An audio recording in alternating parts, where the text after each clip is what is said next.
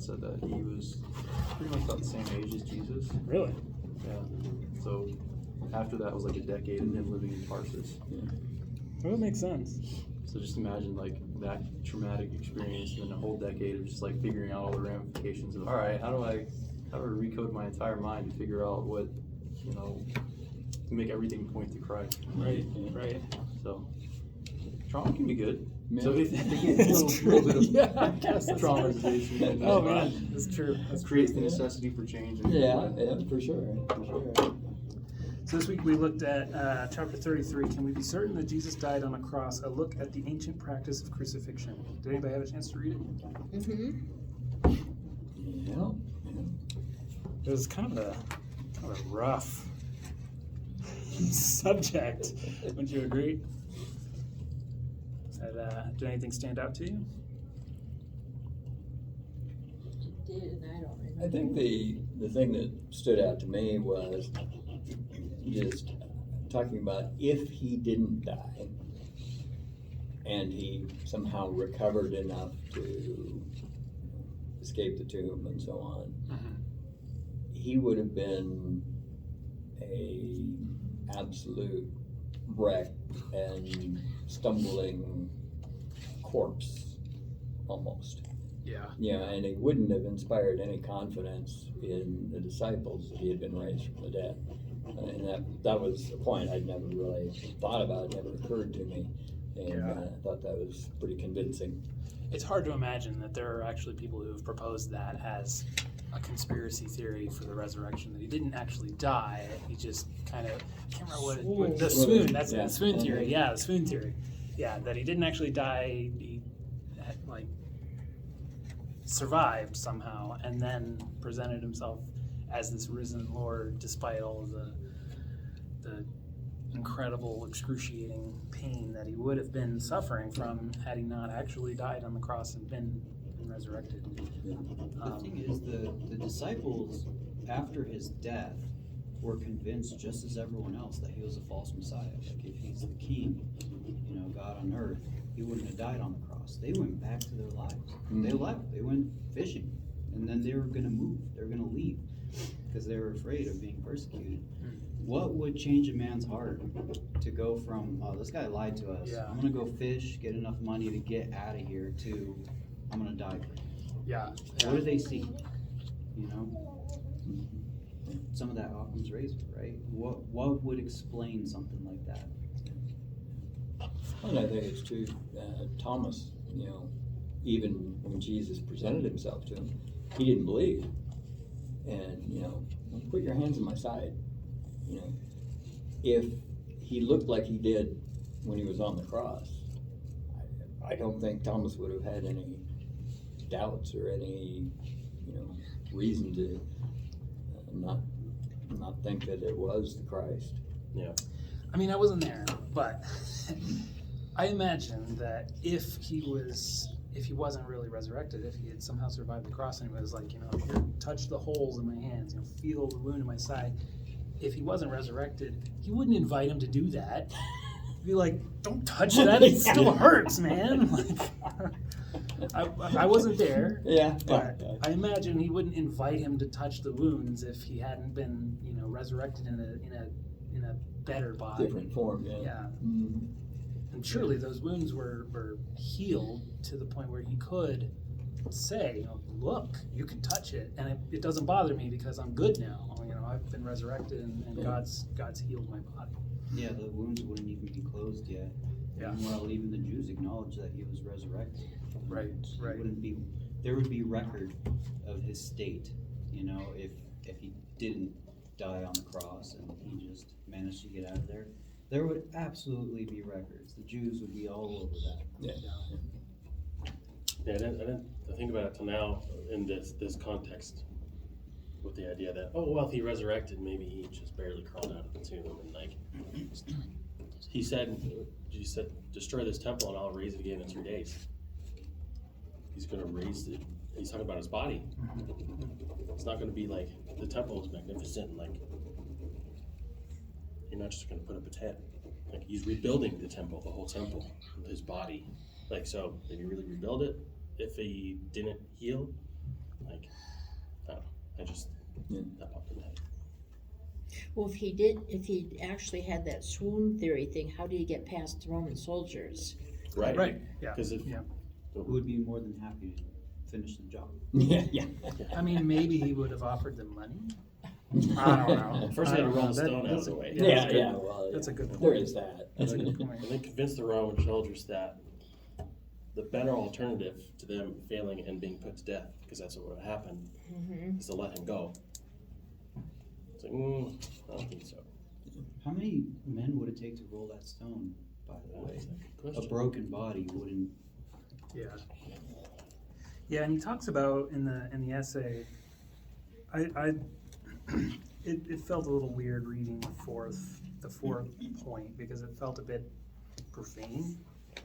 You know, the way he describes the swoon theory of how, you know, he's met by the guards who say, "Where do you think you're going, pal?" And he answers, "I'm out of this hole," and then beats up the guards, after which he walks blocks upon miles on pierced and wounded feet in order to find his disciples. I mean, that's precisely the point he's making there.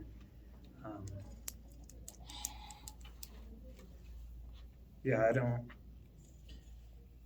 Yeah, let's see, 2 people can roll a stone into place because it would roll downhill.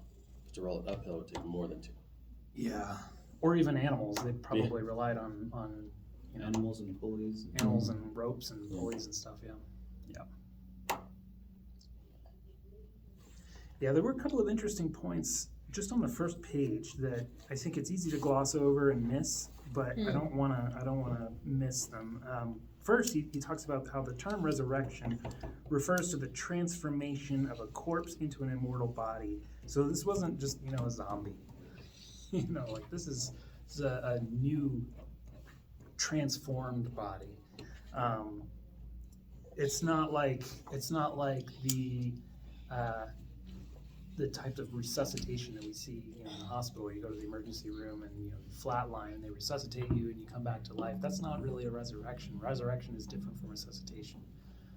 And I think, you know, we sometimes tend to take that for granted. But even more important is in the next paragraph, he talks about without resurrection, Christianity is falsified. Like, yeah, that's, we don't really think about that all too often, but the resurrection is the linchpin of Christianity. It's not necessarily the linchpin of theism, but if, like Paul says, if Jesus wasn't raised, then we're still in our sins and we're to be pitied above everyone else. And so next Sunday is, in my opinion, a much bigger deal than any other day of the year, because this is, you know, like we nothing against Christmas, but like, how does Christmas get a bigger spotlight than Easter? Yeah, You know, yeah. like this is a big deal. The resurrection. Well, people can make is- money off Christmas a lot easier. True. This so is true. that's- This is true. That's the reason, I think. This is true, but just let's not take for granted just how important the resurrection is. You know, like, because unless this is the linchpin of Christianity. Without that, everything just falls apart. You said something interesting, it's not the linchpin of theism. What do you mean by that? Well, I mean that if somehow, as would be impossible, if somehow someone proved that Jesus wasn't actually raised from the dead, does that prove that God doesn't exist? No, I mean there might be a God. It just means that Christianity, that, you know, Jesus atoning death and resurrection, you know, doesn't It would atone mean for our we're sins. wrong. Right. It doesn't mean that there's no God at all. It just Okay. means that you know, our specific understanding of God isn't true. But- Okay. Yeah. But theism would still exist. Well, yeah, theism would still be There's still possible. Judaism.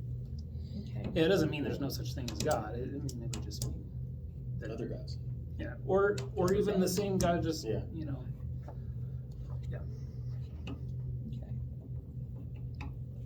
Yeah, like I told Randy one time, even if someone somehow proved that the entire Bible is false, I would still believe in God. Yeah. I would still believe that there has to be a creator of the universe. Yeah.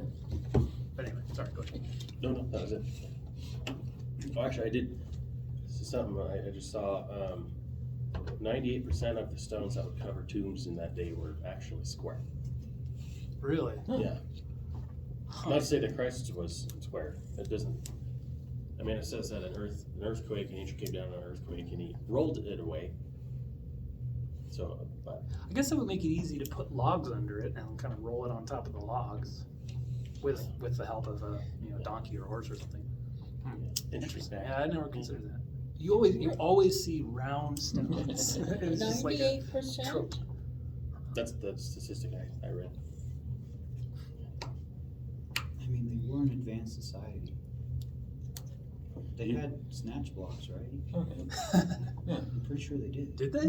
Yeah. Oh, yeah, What are snatch blocks? and pulley system. Yeah, it's a type of pulley. It's like a The kind gear of reduction advanced. type pulley, so if you have enough snatch blocks, you could take something that weighs 1,000 pounds and you'd be able to pull a rope on the other end with only 100 pounds of force and actually move it. Oh, okay, I've seen in books, I've seen that with the pulleys and Yeah. stuff like that, okay. Yeah, there was a man who made a bet with a king about moving one of his ships by himself, and he used a bunch of snatch blocks, and then they proliferated.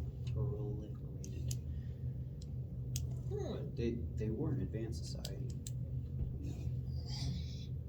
You know, you think of the Romans building aqueducts and all of Sewers. that by that time, and so they had to have rather advanced construction techniques. Well, the roads still exist, Mhm. you know. Yeah, they had water, in-ground water piping, all kinds of stuff. Mm-hmm. It was cool to see. Yeah, so I think it would be trivial for them to move a very large block to block a tomb. Yeah, particularly with the help of an animal. I never really thought about moving those stones with with animals. That seems the most logical to me, because they would get like an ox or a horse or a donkey or something to pull it. So one thing that I'm surprised that the author didn't mention in here is that why do you suppose, I guess I want to ask you guys, why do you suppose that this would even be a question? Can we be certain that Jesus died on the cross? Like, why do you suppose that that's even a question for the truth of Christianity? Well, it kind of is like what you said, if it isn't true, that's what I'll use your word, the linchpin of Christianity. Yeah. If he didn't die, then he didn't become resurrected, and the whole thing falls apart. Well, I guess maybe a better question is, can you think of anybody who would be skeptical of the fact that Jesus was even crucified? My family. Reasonably skeptical. Believe it or not, Muslims argue that Jesus wasn't even crucified. Is it not in Roman records that he was? Yeah, it is. You don't have to look to the Bible. Wasn't it Josephus mentions it, that He's he was one of them. He was one of them? Yeah, Josephus. Tacitus, Lucian, Mark Arcepian. Yep. The Talmud. I might have that wrong. I think Muslims argue that Jesus may have. No, maybe it was that he was crucified. I know that Muslims they definitely question the ascension. Like, they totally denied the ascension. And I'm pretty sure that Muslims deny the crucifixion. I'm pretty sure. Yeah. Are you Googling that? Yeah, I'm pretty sure Muslims deny the crucifixion. They think he was just martyred. They argue that Jesus was martyred, but they deny. He believed he did not die on the cross, but believed that he was saved by being raised alive to heaven. Alive from what? Oh, that he died a natural Did death? not die. No, he didn't die, he just ascended to heaven. That's what it was. That's what it was. Yeah, there was no death or resurrection. He just was carried by the Spirit. One thing that I think about in light of this is just thinking about the Romans were pretty good at death.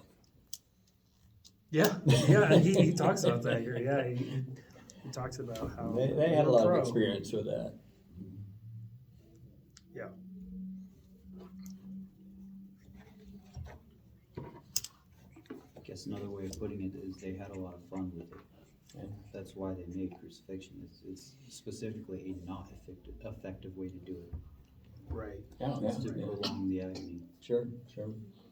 Wasn't it kind of as a scare tactic for people, that if you don't follow what the Romans do, this is gonna happen to you, kinda? Yeah. Shock Good and awe. sign. Mhm. Exactly. Yeah. Something else that wasn't really mentioned in the essay, but I've commonly heard that it's a misconception to think that the nails went into the palms because that would just rip right through your fingers. Mm-hmm. But a lot of modern medicine believes that they were nailed through the wrist because that would pin between the bones of your hand and it would actually support your weight. And the same as, I mean, I think you can nail through the feet, and there are sufficient bones through the foot that'll hold you up. But in a lot of artwork, I guess that's another point to consider is that our understanding of crucifixion largely comes not just from scripture but also from art. You know,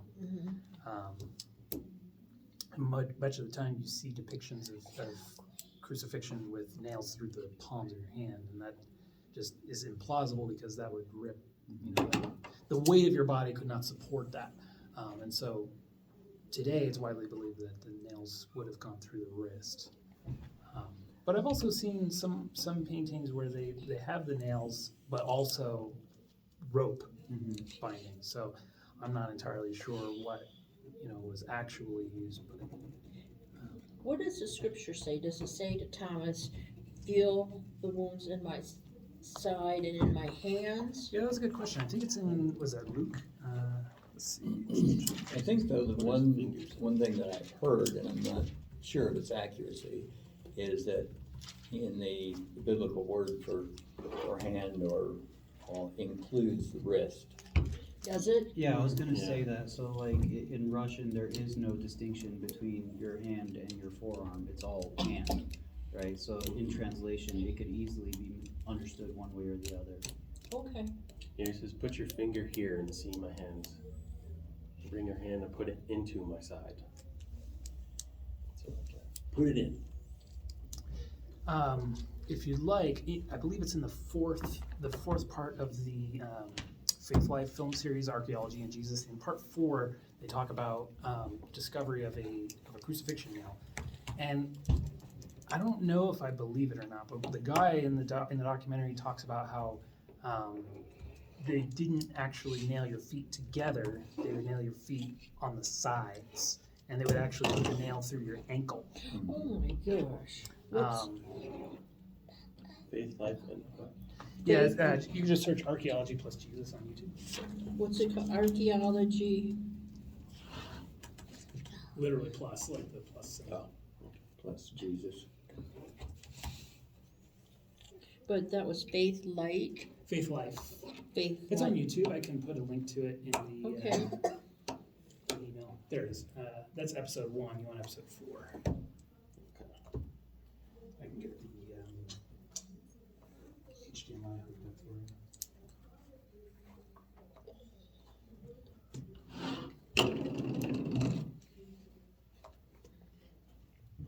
Aren't you glad you came this enlightening and encouraging?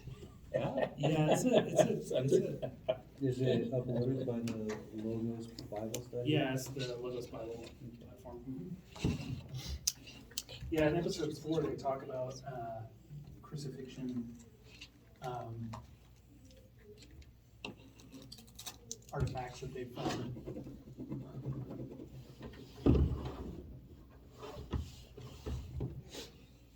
We don't have to watch the whole thing, but there is a section in there about the crucifixion artifacts.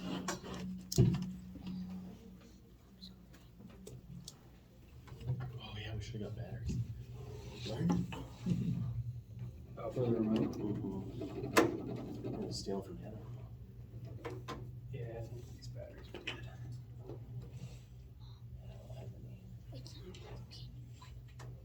Well, it would also help if the TV plugged in.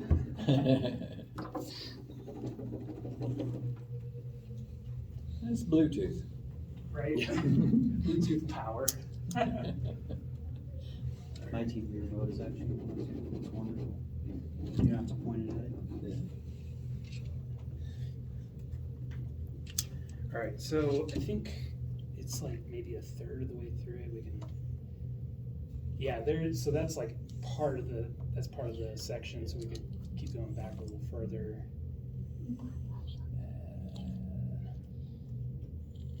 Yeah, that's that dude. So where that dude's section starts, so maybe it's the beginning. It's that guy, yeah.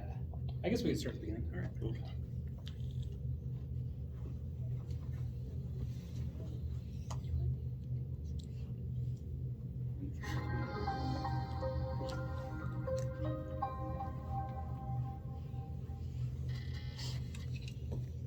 During the Roman times, I mean, people were crucified by thousands, hundreds of thousands.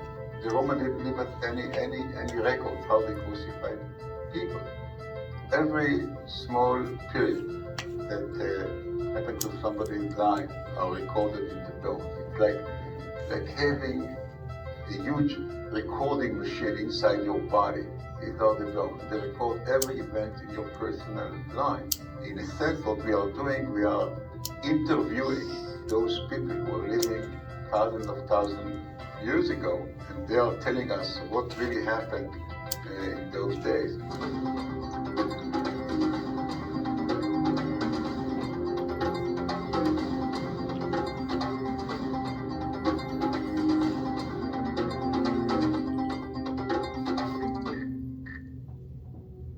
A Roman historian and politician described crucifixion as the most cruel death ever invented by human. If you go to the religious art, sure enough, you have millions of images drawn during the centuries of Jesus on the cross. Those images start to appear just at the beginning of the 6th century. At 350 AD, crucifixion was abolished, from the Roman Empire. They had no idea whatsoever how crucifixion looked like. I mean, it is basically totally imaginative.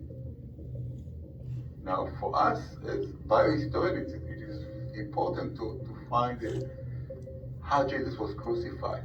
Most studies of crucifixion were based on the Shroud of Turin. Now we know from carbon dating, that the forgery it's not real. It was made during the 12th or the 13th century AD. It has nothing to do with Jesus' body or whatever. Luckily enough, in 1968, right after the 6 Days War, Jerusalem was recaptured by the Israelites. Israeli archaeologists start excavating all around the old city, basically, and it was a big one Jewish cemetery. In one of these caves, we found the first evidence for crucifixion. The name of the deceased was engraved, on the wall of the Ashur. So we know that he was called Yochanan ben Hakul. This is quite an astonishing find, not just because this is the best evidence that we had globally for crucifixion. This specific burial site was dated to the Second Temple period, more or less to the time of Jesus, and was found in Jerusalem. So in time and space, this is the closest you can get to Jesus. What was in the ossuary was a heel bone. See, this is the femur, this is the tibia, and here you see the bones of the foot over here. This is the heel bone here at the back over here, we call it the calcaneus over here. And we found a bone with one single heel bone, like this one, with the nail running into it. What you would expect is that on the cross, actually one foot is lying on top of the other this way. So if we have here the left foot, we'd expect the right foot to be here this way on top of it, and the nail should pass through the metatarsal between the second and the third metatarsal, running through here between the bone, running through the first one and then through the second foot and into That's the how I've wound. always But this was not the case. I mean, we didn't find any metatarsal bone with heel bone with the nail, but rather we find the heel bone. I mean, it was a big surprise. What we noticed is that the nail was running through the heel bone coming from the lateral side. When the ossuary was first opened, and all the bones were taken out, This is one of the artifacts that came out of the ossuary. And what you see here is a heel bone, and a nail that is actually crossing the heel bone. And it was quite a big surprise for us. Because if we go back to the Christian tradition of crucifixion, those foot are hauled to the post this way. So you see here, I have one foot and then I have the other one on top of the other, and actually those two, the right and the left were hold together, but by a nail it came from here, okay, and runs through those what we call metatarsal bone, penetrates through the right one and then through the left one and into the post. Now we see a totally different thing. So what you see here actually, that the nail is coming from the side, from what we call the lateral aspect of the heel, okay, goes through the heel, okay, and comes out through this concavity, so the medial side of the heel bone from here. It was a big surprise. You wouldn't expect to find the nail in this part of the foot. This is a Roman period nail. This is exactly the kind of nail that one would find for execution by crucifixion. And that's what makes them so interesting, is you can see just how big they are, and how ill-formed they are, and how non-exacting they are, and how terribly, terribly devastating it would be to have one of these in your arm and your neck. Now the second important things about this nail, you see this is the head of the nail, and this is the tip of the nail, that you can easily see that the nail is very short. It's only roughly between 11 to 12 centimeters.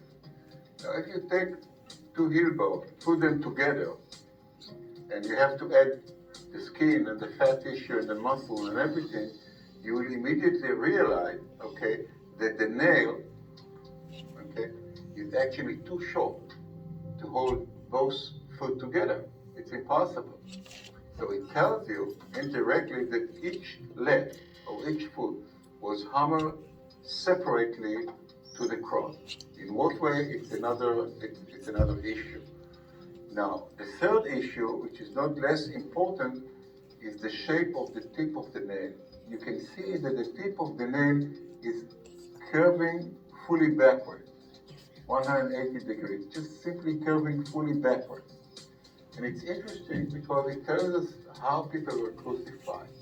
We know that people were crucified while the cross was still on the ground, and the Roman soldier, whoever was it, was hammering the nail through the foot, and it went through the wood, and then it reached the hard surface, the rock, and then it starts bending backwards. So it tells us something about crucifixion. We don't have to watch the whole thing. It's kind of interesting to think, so much of what we know about, so much what we believe about crucifixion is based on, ancient artwork, and paintings and drawings and things like that. So I don't necessarily think that it was always that, the feet were nailed to the cross on either side, but certainly in that one case it was.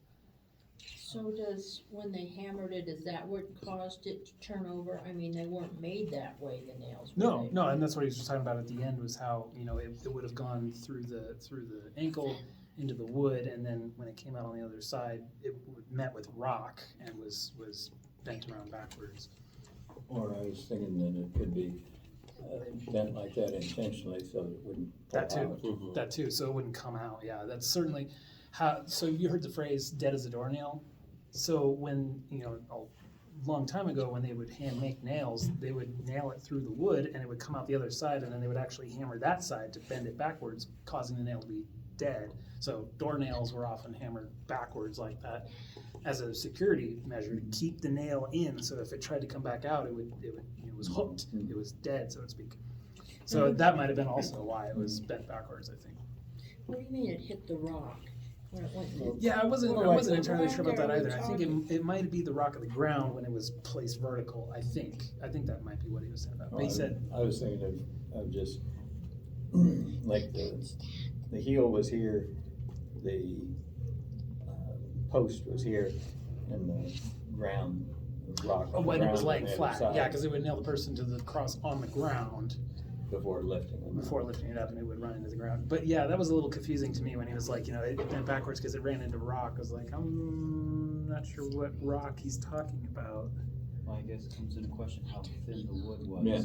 Yeah, That's that's true, what I was too. just thinking. No Yeah. idea. We often assume that crosses were like 4x4s. but Well, maybe not. it does make a lot of sense because they, like you said, they're crucifying by the hundreds of thousands. They have to manufacture these nails. It's probably substantially easier to accurately manufacture a much smaller 12 centimeter nail versus something that's 30. Right, To go right. through 2 feet and into the post, Right. you know? And the fact, if they actually did hundreds of thousands, I doubt that they mass produced hundreds of thousands of crosses. I Yeah, bet they probably reused them. reused them, That's true too. so they would have holes already in them. Might be require the tip to be bent off. To stay in place. To stay in place. Yeah, that's a good if point. it That's a had good a hole point. in it already. That's my theory, is that it's like dead as a doornail, they would actually hammer it backwards to hold it in place.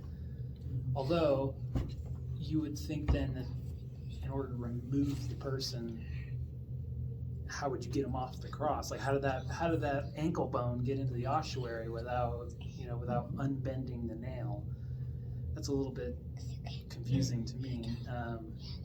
But it's just interesting to challenge our assumptions of what crucifixion looked like based on our understandings from popular media, movies, and largely paintings. A lot of what we understand about crucifixion comes from paintings, which, as he pointed out, these Much paintings later. appeared long after crucifixion was abolished, and so. Well, I don't know, if they could make all those nails, they could certainly make those crosses. Maybe they It's true. threw them in the tombs on the crosses and the wood rotted away. Could be. Maybe. That could be. Or that nail could have been bent after it was taken After it was down. taken off. Yeah, that's a good point as well. Yeah. He said something, this is off the topic, but he said the Shroud of Turin has been proved to be false. I since in the disagree with that. Yeah. They have done carbon testing, but I think the carbon testing that they did was questionable because carbon testing, you can't be picky with which part you take a sample from. So you have to take a sample from the outer edge and from an inconspicuous part of the fabric in order to do carbon testing. And so in other literature that I've read, the assertion has been made that that carbon dating is not reliable because they've taken pieces from parts of the shroud and performed that carbon testing that wouldn't accurately reflect the age of the shroud. Only a single lab performed the testing? Hmm? Only a single lab performed the testing? That's not standard practice. Yeah, I'm not sure how many times it's been carbon tested, but I do know that other tests have been done on it, not just carbon testing, but also, or carbon dating, but also, they've put it through CAT scans, they put it through, all kinds of other radiation scanning. And I think personally, I think the carbon dating is questionable. So they had 3 laboratories in 1988. Oh, well, carbon dating in 1988 was, Not super reliable. I'm not really convinced of its accuracy today, based on a lot of assumptions. Now, don't get me wrong, I'm not saying that the Shroud of Turin is absolutely, definitely, legit, the burial cloth of Jesus. I'm not saying that, but I wouldn't rule it out. I think it's plausibly, it very well could be. I mean, there are a lot of things about the Shroud of Turin, and that's not really the topic for today, but maybe we could talk about the Shroud someday. There's a lot of really fascinating features of the Shroud. It's like, man, it's hard to say that it's not legit, because there are a lot of things that's just like, man, that's, yeah. One thing, for example, just off the top of my head, they've found imprints of coins on the man's eyes in the shroud, and they found that in those imprints you can see the image of Herod, who was ruling at the time. Like the coins on the eyes of the person match to the time when Jesus was crucified, which narrows down the window of the origin of that cloth.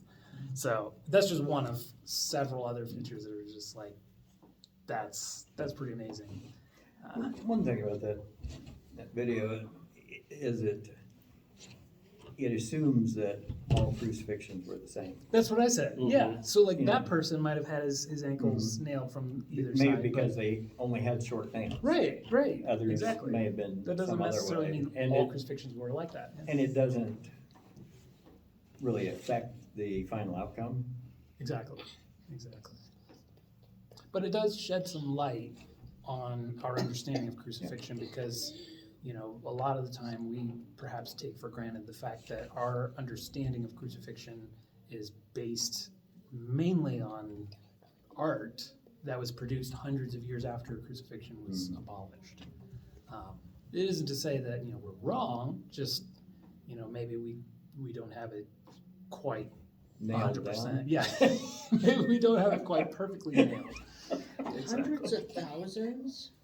Hundreds and thousands, I think is what he said. Oh, hundreds and thousands. Still, I that's a thought- lot of people. I thought he said hundreds of thousands. I don't know, they did it for a long time. Yeah, they did. It's possible. I don't know. Lots of It people might have fishing been in from the lots of 6 digits. locations. The thing about, I was watching an archaeological show about that time period, and they killed so many people. It wasn't that it was just crucifixion. They were coming up with all kinds of innovative ways to make people suffer. Crucifixion was just one of them. Right. But the death back then was crazy.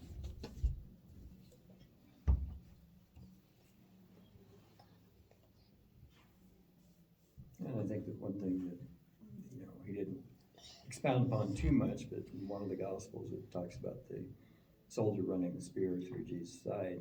And, you know, you think of the angle that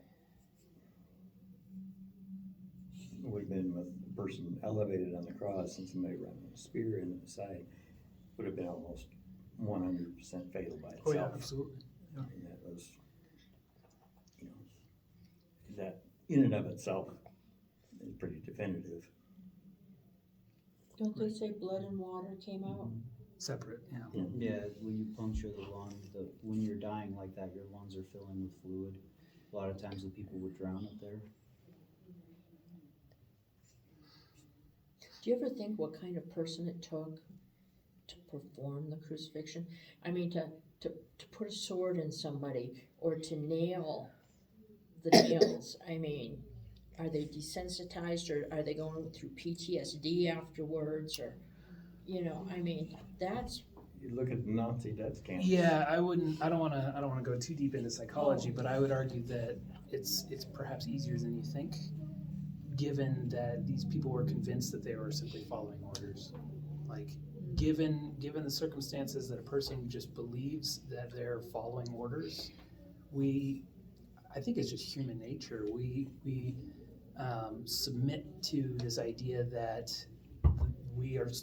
we're passing moral responsibility on to the person giving the orders. Stanley Milgram had a famous experiment where he convinced participants that they were inflicting terrible physical pain on a person in another room, but because the person, you know, administering the experiment was instructing them to do so, a lot of the people would comply and just go along with it because they believed that they were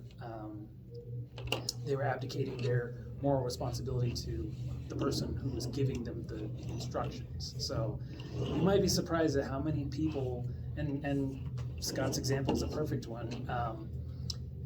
In the Nuremberg trials, the defense was always, well, I was just following orders. I was just following orders, you know. When I killed all those people and I did all those horrible things to them, I was just following orders.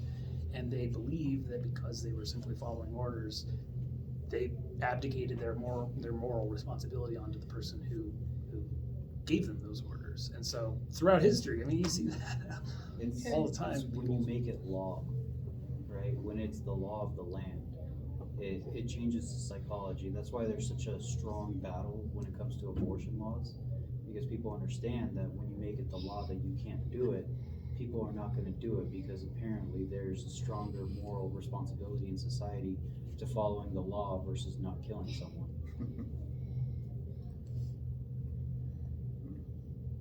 And maybe there were a lot of people in Roman centurions who just liked that kind of thing. Maybe a lot of them just really liked, Like they the were ones that masochists. scourged them. Yeah, Well, yeah. after the Romans, public executions were still a form of entertainment. Yeah. Justin, what was it you were gonna say? I was gonna say that it was probably done more so in the spirit of, I guess, revelry. Because if you look at the way that they treated Jesus, like, teasing and mocking him, that it doesn't really show any signs of like guilt or shame or like I was just doing it out of duty. Yeah. It was probably more so of the result of the mob mentality, or even if you like look at an empire as a whole, like the zeitgeist of an empire is expansion and feeding the carnal aspects of the human nature. So the tool, or the smaller level, at the soldier level, they would be embodying that same spirit and feeding that carnal nature.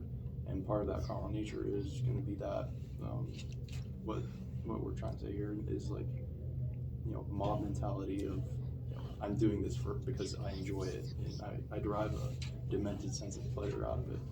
So after the fact, they could try to lie and say like, oh, I'm just doing no duty, but I think it was like the Roman soldiers were embodying the spirit behind the entire empire, and they were just screwed up. Well, and Yeah, I think you're right about that. I think in addition to the mob mentality, it's just that we'll show them, the Roman superiority, dominating the Jews and stuff. So I think there's an element of that as well. Yeah, I think you're right with the taunting. They made him wear a crown of thorns. Here's your crown. Yeah, that's right. That's a really good point. So there's a video from Reasonable Faith. I think it's a good one to watch. There's actually two of them. I think you might want the second one. Are you looking for the swing theory thing? They're both good, but we can watch. If you think the second one's better, we can do that one. Well, I think the second one addresses the conspiracy theories, and the swing theory is one of them. So, just if that's what you were looking for, that might be the one. It's a matter of historical record that Jesus of Nazareth died and his body was placed in a tomb. It's also been firmly established that after his death and burial, his tomb was found empty. Various individuals and groups saw appearances of Jesus alive, and his disciples somehow became absolutely convinced that Jesus had risen from the dead. These are the historical facts. How do you explain them? Down through history, various naturalistic explanations have been offered to explain away these facts. Let's examine the four most popular ones. First, the conspiracy theory. According to this view, the disciples faked the resurrection. They stole Jesus' body from the tomb and then lied about seeing Jesus alive, thereby perpetrating the greatest hoax of all time. However, this theory faces overwhelming objections. It's hopelessly anachronistic. It looks at the disciples' situation through the rear-view mirror of Christian history instead of from the standpoint of a first-century Jew.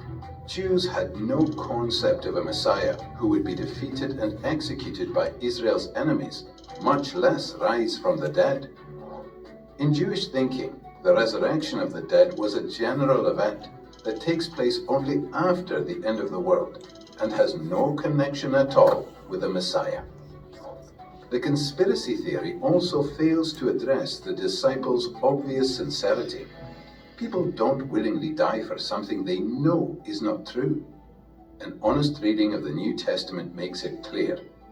These people sincerely believed the message they proclaimed and were willing to die for. For these and other reasons, no scholar defends the conspiracy theory today. A second attempt to explain the facts is the apparent death theory. Jesus didn't really die.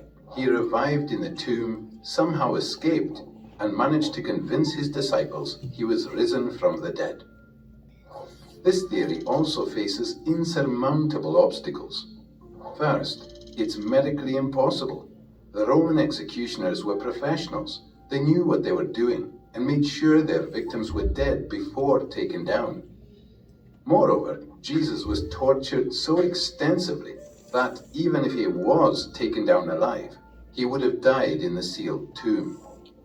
Second, this theory is wildly implausible. Seeing a half-dead man who crawled out of the tomb, desperately in need of bandaging and medical attention, would hardly have convinced the disciples that he was gloriously risen from the dead.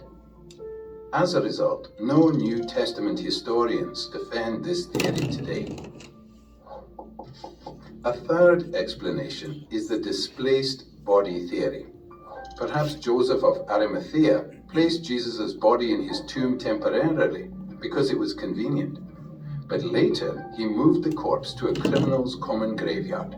So, when the disciples visited the first tomb and found it empty, they concluded that Jesus must have risen from the dead. Once again, this theory cannot make sense of the facts. Jewish laws prohibited moving a corpse after it was interred, except to the family tomb. What's more, the criminal's graveyard was located close to the place of execution, so that burial there would not have been a problem. Also, once the disciples began to proclaim Jesus' resurrection, Joseph would have corrected their mistake. So, once again, no current scholars endorse this theory. Finally, the hallucination theory. The disciples didn't really see Jesus, but just imagined that he appeared before them. They were all hallucinating. This theory also faces considerable problems. First, Jesus appeared not just one time, but many times. Not just in one place, but in different places. Not just to one person, but to different persons. Not just to individuals, but to groups of people. And not just to believers, but to unbelievers as well. There is nothing in the psychological casebooks on hallucinations comparable to these resurrection appearances. Second, hallucinations of Jesus would have led the disciples to believe at most that Jesus had been transported to heaven, not risen from the dead, in contradiction to their Jewish beliefs. Moreover, in the ancient world, visions of the deceased were not evidence that the person was alive, but evidence that he was dead and had moved on to the afterworld. Finally, this theory doesn't even attempt to explain the empty tomb.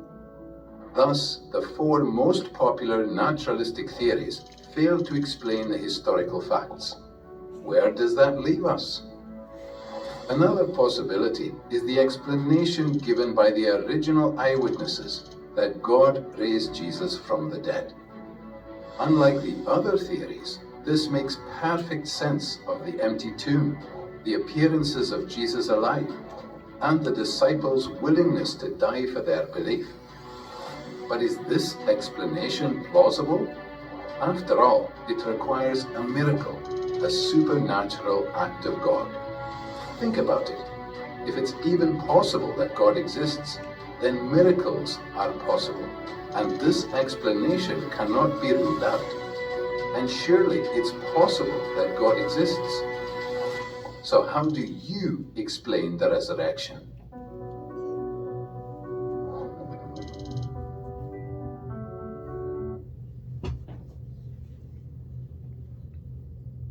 Yeah, and that was, I think, the third argument was in this essay.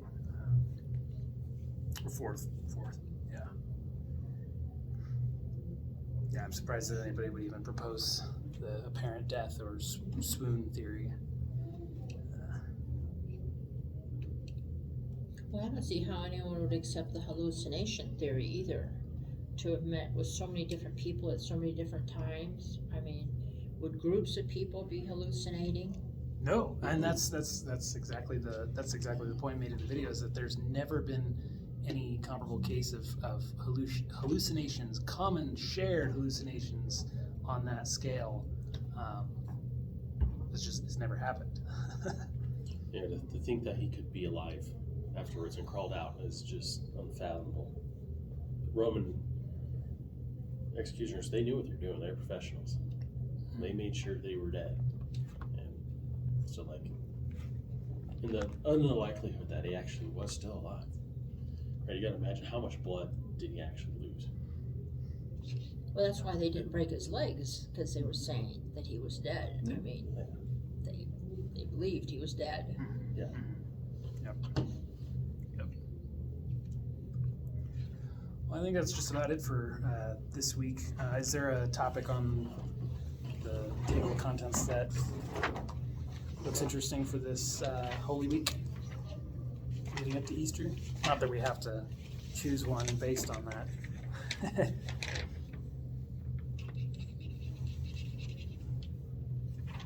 I won't be here next week. Okay. It's the only time my sister pretty much goes to church, and she wants to do the 10:45. Okay. So Cool. I Awesome. I said I would skip Sunday school. Well, that's as good a reason as any. Yeah. Yeah. I won't be here either. No worries. I'll be That's why we teaching. recorded. I'll be teaching Sunday school. Cool. No problem at all. Igor won't be Your class. here. Last time we'll see Igor for a while.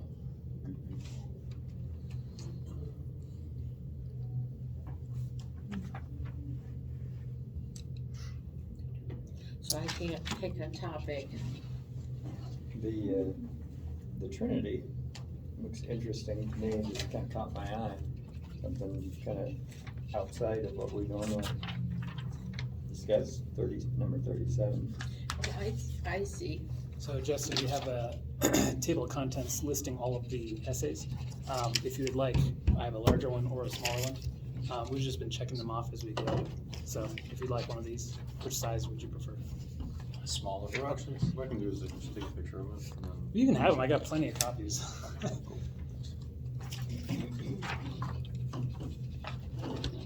And then you'll post that. And I'm gonna miss, after that, I'm going to Mexico. Oh, nice. So I will miss, I believe, 2 of them. I'll have Okay. one Sunday down there. No problem. Yeah. So like as always, the recording will be available. And Got it? if you'd Because like I to. can get that down there. Is it the mission trip? No, my parents lived there for like 28 years before they passed away, so my sisters and I are going down there just to hang out, Very cool. Very cool. meet with people. Yeah. So I leave the 2nd, I won't be back till the 12th. So I think I missed, I don't know, the 8th or the 9th, whatever that Sunday is. No problem at all. Have fun. If you'd like, you can copy the ones we've done. I've checked off with X's, but I will need my copy back. Yep. So Whatever you guys decide on. we haven't yet. That's what we're that's what we're talking about now. Is there one that sounds good? And just because it's Easter doesn't mean that we have to cover that. Well, Scott mentioned the Trinity. Okay. That one would be 37 by Bill Gordon. Sure, we can do that one. If anybody has another preference, that's fine. Sounds good to Tied me. to that, it just caught my eye. Yeah, Justin, any thoughts, any ideas? Anything stick out to you? Yeah, and just because we've done it before doesn't mean we can't do it again. So if there are any topics that we have read before that you'd like to cover, by all means. I saw the topic of did Paul invent Christianity? Yeah, I think that's the last one in the Jesus section, Yeah, chapter 41. I've had an interest in Paul lately. So, Oh yeah, yeah. we could do that one for sure. So number 41, did Paul invent Christianity by Ben Witherington III? Yeah, that sounds interesting. Of course. All right, well let's do that one then. Number 41.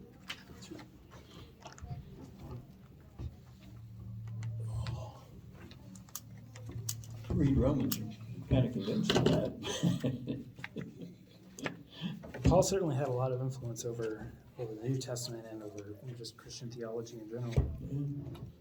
I've never heard that challenged though. I've never heard anybody, Yeah. propose that Christianity was just made up by Paul. So that does sound like an interesting topic. Yeah, definitely. Yeah, I did hear, not that one, but another idea that Christianity was just made up by the Romans. I have not looked into it at all. I just recently heard that. I'm like, they gave What me a would the video. motivation? Control. But which makes no sense, but I had to watch the video. That's just what they kind of briefly told me. I'm like, interesting. They certainly seem to fight against that for Yeah. quite a Yeah. large period of their history. Yeah. Yeah, I mean, they have it their own, and there's a video I was going to play, but in the Roman records, they talk about Jesus and how I think he was a sorcerer and all this different stuff, and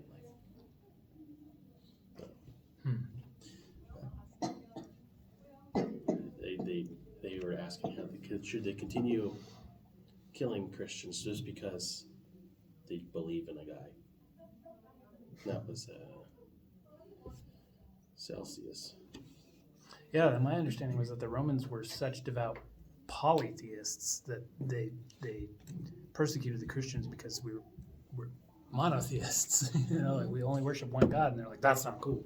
I think that's kind of easy to understand because in our current geopolitical sphere, China doesn't want us to exist simply because we believe in democracy, right? It's not good enough for them that they could be successful and we can be successful. It's a problem that their people can see us and believe that there's another way. Just that there's another way of structuring society. That is a big problem for them. So, with the coming war, it's an interesting question because you can ask all you want, what do they actually want? They don't necessarily want anything, they just want us to not exist. Right. So it's kind of easy to apply that to the Romans, that it's such a problem that there's another way of thinking about something that some other group should just be wiped out. Yeah, it causes an issue where our allegiance isn't to the government. We're going to respect them and listen to them, but until if they tell us to do something that's contrary to what we're told to do, right? Ultimately we're listening to God. That could be a problem for some governments. Oh, yeah. For our government. Mm-hmm. Beginning to. Yep. You said something interesting. You said the war coming. There's only two possibilities. China will collapse, and that's projected 2030 and a little onward. They're having a serious population crisis, which will collapse their economy. Or we're thinking by 2027, as far as what's been publicly written about, between 2025 and 2027, China will start the invasion of Taiwan. And how they start is in question. We don't know. Will they preemptively strike the U.S. to slow us down? Because we're everywhere over there. We have hundreds of thousands of service members. Or will they invade Taiwan and hope they can take over fast enough before the U.S. can get there? That's why we're building, all these bases in the Philippines, Australia. We're building another base in Japan, I believe. Really? But we're very much planning for it. Now, how much I can't really talk about, but you can find a lot on the public domain. There's a book written by a general that's worth reading if you're interested in the horrors of our reality. Probably best not to think about it too much. Yeah, I don't anymore. I used to be kind of a, what is the word? A prepper. I definitely was a prepper. And then I started thinking, prepping for what? And how much food can I possibly keep? And what's going on? And just decided, not that I'm going to ignore the world, but in my little realm of things, like this group in here, this is my reality. Or where I volunteer, or where I pray, or where I go to church. But I can't think of the bigger, because it's too overwhelming for me right now. It's just, I don't know if it would panic me, or I don't know. I live a duality where I try to live like that. I have my family, I have my community, I have my life. But at the same time, professionally, I'm in command and control. So when it comes to fighting a war, our job is, you could think of them as the quarterback. You know, we're in there. So it's something when I'm at work that we're deep into the studies of. We're finding our tactics, you know, our control over the airspace. It's a never-ending progression. You know, the integration of AI, how the wars will be fought going forward. It's a terrible thing. War is awful. However, there's no avoiding it with the mentality of China. You know, if you look at the U.S., you look at what we could have done. People have this certain opinion about the U.S. that we're the big bullies, but think about what the U.S. could have done after we nuked Japan. We literally could have taken over the globe. We had the power. Everyone was weak. We had the weapons. We had the personnel. We had the logistics. More than half the globe could be the United States of America right now. But what did we do instead? We rebuilt Japan. We rebuilt Germany. We poured billions of dollars into it. You look at the U.S. and you realize that if we have what we want, we stay over here. We're fine. We're not taking over Mexico or Canada. But China is the opposite monster. Just the fact that any society exists that can prove to any other society that you can function without a totalitarian regime, without utter control, it's a problem for them. So if they don't collapse, they will go to war. I mean, they're constantly encroaching into India. It's a serious problem. So it's one of those things where you want peace, but how do you have peace without holding the big stick? Yeah. That's very interesting. And I think, for me, the question for me is the U.S. gonna collapse internally before that occurs? It's the highest risk to the U.S. As far as a land invasion of the U.S. is unbelievably powerful. Yeah. It's impossible. Sure. The only way the U.S. collapses is from within. Right. It would be like the Roman Empire. I think we're on the verge of that. It's been pushing that way. People are not getting along. But I like to see the good in people. While the politics have been more divisive than ever in the U.S., it just takes a single tragedy before people come right back together again. If China preemptively strikes our bases, politics are out the window.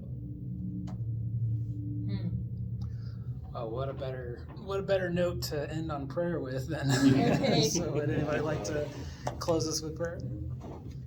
Sure, I'll go. Dear God, we just thank you for this time to think about the reality, both in the spiritual context of Jesus' resurrection, Yes. and also the realities that we're facing as a nation, Yes. in our lives. God, we just pray that you give us wisdom to know how to deal with Yes. these issues.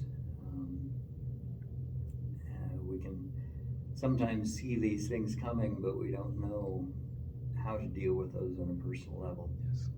Again, we pray for your guidance, your wisdom, just to increase our faith, help us to see your hand in all of this, and to know and to have the faith that you are in control no matter what.